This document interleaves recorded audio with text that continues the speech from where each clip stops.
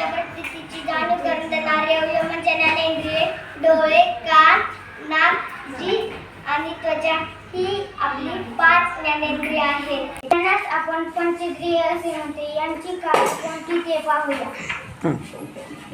डोळ्यामुळे आपण पाहू शकतो विविध प्रकारचे वस्तू, पदार्थ, रंग. हे आपल्या डोळ्यांपासून वस्तू किती दूर आहे याच्या आधारे कानामुळे आपण ऐकू शकतो विविध आवाजांची ओळख. कानामुळे होते आवाज कोणत्या दिशेने होतो ते कानामुळे समजते.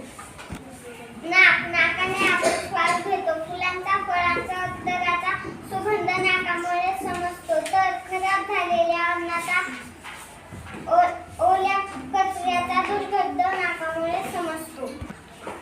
त्वचेमुळे आपण गरम, थंड, मऊ, कठीण, खडबडीत, गुळगुळीत स्पर्शाची जाणीव होते. विविध प्रकारच्या वस्तूंचे पोत समजते. आपल्याला तो समजते. गोड, आंबट, खारट ह्या 4 चवीची असतात.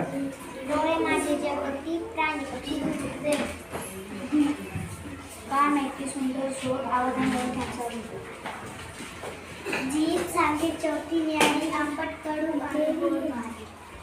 नाकाचा बंद, गळ्या वाऱ्यासंगे सुगंध. त्वचा माझी सांगे मधला स्पर्श करतो.